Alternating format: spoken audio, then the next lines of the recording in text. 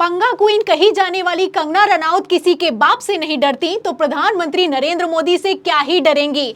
BJP अध्यक्ष JP Nadda ने बाकायदा दिल्ली में तलब किया और सख्त आदेश देते हुए कहा कि अब आप कुछ नहीं बोलेंगी। बाकायदा बीजेपी की तरफ से नोटिस भी जारी किया गया कि चुप ही रहो तो अच्छा है। लेकिन फिर भी बीजेपी की नई नवेली सांसद कंगना रनौत बोली हैं और बोली है तो ऐसा बोली है कि मोदी को ही बेइज्जत कर दिया है।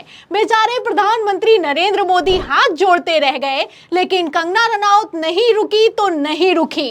खबर निकलकर सामने आई है कि मोदी ने कंगना की फिल्म रुकवा दी है, इसीलिए मैडम बौखला रही हैं। तो फिलहाल कितना बौखला रही हैं, पहले आप बयान सुनिए, फिर भारतीय जनता पार्टी की कैसे फजियत कर दी है और बीजेपी कैसे हरियाणा चुनाव में फंस गई है, उस पर आते हैं। किसानों के जो लॉस हैं वो मुझे लगता है जो रिपील हो गए हैं वो फिर से लगने चाहिए। हो सकता है कंट्रोवर्शियल हो जाए, लेकिन मुझे लगता है किसानों के हितकारी लॉस वापस आने चाहिए और किसानों को खुद इसकी डिमांड करनी चाहिए। तो सुना आपने, बीजेपी सांसद कंगना रनौत के इस बयान ने हरियाणा चुनाव के ठीक पहले बवाल खड़ा कर दिया है।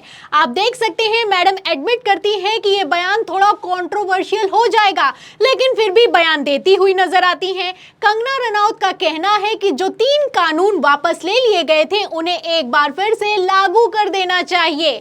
मतलब जिन 3 काले कानूनों की वजह से भारतीय जनता पार्टी की थू-थू हुई, प्रधानमंत्री नरेंद्र मोदी को खुद देशवासियों के सामने आकर हाथ जोड़कर माफी मांगनी पड़ी। उसके बाद इन कानूनों को वापस ले लिया गया।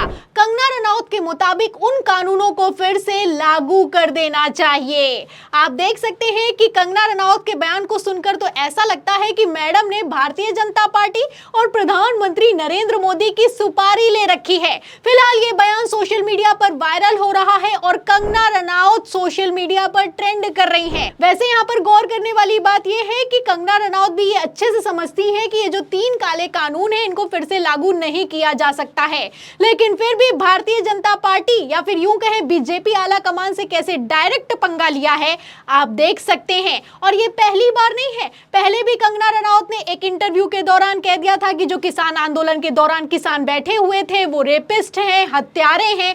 उसके बाद भी खूब बवाल हुआ। बाकायदा बीजेपी की तरफ से नोटिस जारी कर दिया गया कि कंगना रनौत इस तरह के बयान देने के लिए आधिकारिक तौर पर नियुक्त नहीं की गई हैं, लेकिन फिर भी कंगना रनौत सुनने के लिए तैयार नहीं है। भारतीय जनता पार्टी एक तरफ कंगना रनौत के बयानों से पल्ला झाड़ रही है, दूसरी तरफ कंगना रनौत बयानों पर बयान देती चली जा रही हैं। खबरें तो यहां तक निकलकर सामने आई कि बीजेपी अध्यक्ष जेपी नड्डा ने कंगना रनौत को अचानक दिल्ली बुलाया और समझाया और यहां तक कह दिया कि आप इस तरह के बयान ना दें, लेकिन फिर भी कंगना के लगातार बयान निकलकर सामने आ रहे हैं। ये वो कंगना रनौत हैं जो कि थप्पड़ खाने के बाद भी नहीं रुकी। अब बीजेपी आला कमान के डांटने, फटकारने या फिर कि नोटिस का उन पर क्या ही असर होगा आप समझ सकते हैं। फिलहाल जो कंगना का बयान निकलकर सामने आया है उसने हरियाणा चुनाव में भारतीय जनता पार्टी की हालत को और भी ज्यादा बद से बदतर करने का काम किया है। आप अच्छे से जानते हैं कि हरियाणा चुनावों में बीजेपी का सुपड़ा साफ होता हुआ नजर आ रहा है। भारतीय जनता पार्टी के नेता नाराज हैं, बगावत हो रही है। सर्वे, महासर्वे, लाइव सर्वे, हर एक सर्वे में बीजेपी हारती हुई नजर आ रही है। ऊपर से कंगना रनौत के बयान ने आग में घी डालने का काम किया है। और अगर हरियाणा के लेटेस्ट सर्वे की बात की जाए तो पोलिंग के 2 हफ्ते पहले का एक सर्वे निकलकर सामने आया है जिसने बीजेपी को तगड़ा झटका दिया है। आप देख सकते हैं दैनिक भास्कर का ये सर्वे है, इसमें लिखा भी हुआ है कि पोलिंग से 2 हफ्ते पहले 90 में से 67 सीटों पर तस्वीर साफ हो चुकी है। और अगर 67 सीटों की बात की जाए तो इसमें से कांग्रेस को 40 से 42, भारतीय जनता पार्टी को 16 से 18 सीटें मिलती हुई नजर आ रही हैं। तो बीजेपी और कांग्रेस मेन पार्टी है, इन दोनों के बीच टक्कर है। और आप देख सकते हैं कि इसमें कैसे कांग्रेस ने एक तरफा बाजी मारी है। 2019 के चुनावों में जो भारतीय जनता पार्टी 40 सीटें जीती थी, अब वही बीजेपी 16 से 18 सीटों पर सिमटती हुई नजर आ रही है। अब ऐसे में कंगना रनौत ने कितना बड़ा खेल कर दिया है आप समझ सकते हैं। वैसे समझने में तो बच्चा भी ये समझता है कि कंगना को इस तरह का बयान नहीं देना चाहिए था, और कंगना रनौत भी ये जानती है कि अगर इस तरह का बयान दिया तो बीजेपी को हरियाणा के विधानसभा चुनावों में नुकसान हो सकता है, लेकिन फिर भी ये बयान दिया गया है। अब इसके पीछे की स्टोरी ये निकलकर सामने आ रही है कि कंगना रनौत को जैसे ही ये पता चला कि उनकी इमरजेंसी फिल्म को किसी किसी और ने नहीं बल्कि प्रधानमंत्री नरेंद्र मोदी या फिर यूं कहें भारतीय जनता पार्टी ने रोक दिया है, तो मैडम बौखला रही हैं। और बौखला रही हैं तो तभी ऐसे बयान निकलकर सामने आ रहे हैं, क्योंकि जब इमरजेंसी फिल्म कंगना रनौत की रोक दी गई थी तो कंगना रनौत ने कांग्रेस और राहुल गांधी को भर भर कर सुनाया।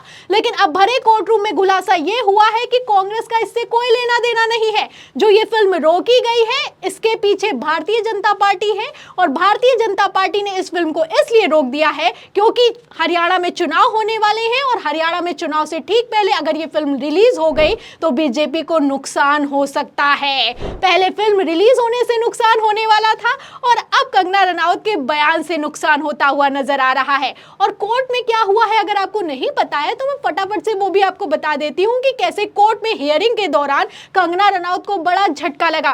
देखिए, इसमें खबर में लिखा हुआ है कि जी ने बॉम्बे हाई कोर्ट में बताया बीजेपी के इशारे पर कंगना रनौत की फिल्म रोकी जा रही है। अब जब से कंगना रनौत को यह पता चला है तब से मैडम बौखला रही हैं, और इतना बौखला रही हैं कि इनडायरेक्ट तौर पर ही सही भारतीय जनता पार्टी का नुकसान करती हुई नजर आ रही हैं।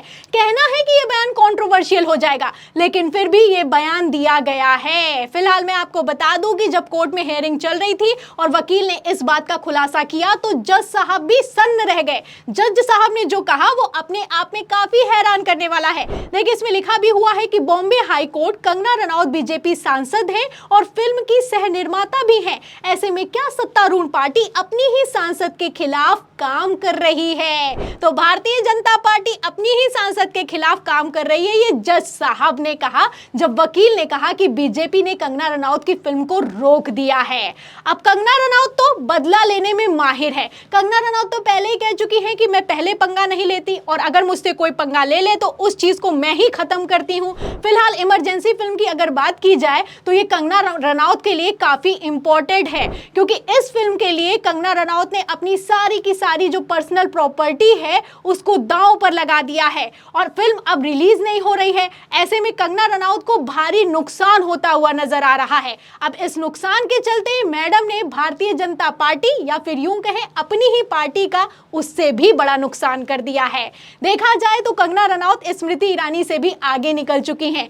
स्मृति ईरानी अमेठी का चुनाव क्या हारी मंत्रिमंडल से बाहर कर दी गई, कोई पद नहीं मिला है, और उसी के साथ अब तो कोई पूछने वाला भी नहीं है। लेकिन फिर भी स्मृति ईरानी के मुंह से चू नहीं निकली। लेकिन कंगना रनौत की एक फिल्म क्या रोकी गई? मैडम ने तो बदला ले लिया है, क्योंकि कंगना रनौत इतनी बच्ची तो है नहीं कि उनको ये पता नहीं है कि जिन कानूनों को हाथ जोड़कर पीएम मोदी ने वापस लिया है, अगर मैं कहूंगी कि उन्हें वापस लागू कर दिया जाए तो कितना बवाल हो सकता है। फिलहाल कंगना रनौत ने तो बयान दे दिया है। अब इस बयान पर आपको क्या लगता है कि भारतीय जनता पार्टी क्या कहेगी? एक बार फिर से क्या कंगना के बयान से पल्ला झाड़ा जाएगा, या फिर कि कंगना रनौत अपने ही खेल में अब बुरी तरीके से फंस गई हैं? क्योंकि हरियाणा चुनाव में इस बयान का असर ना हो, ऐसा तो हो ही नहीं सकता। इस सवाल के जवाब में इस पूरी खबर पर आपकी जो भी राय है हमें कमेंट बॉक्स में जरूर लिखें। वीडियो को ज्यादा से ज्यादा शेयर करें, हमारे चैनल को लाइक करें, सब्सक्राइब करें, ज्वाइन करें। फिर मिलती हूँ अगली खबर के साथ, तब तक के लिए धन्यवाद।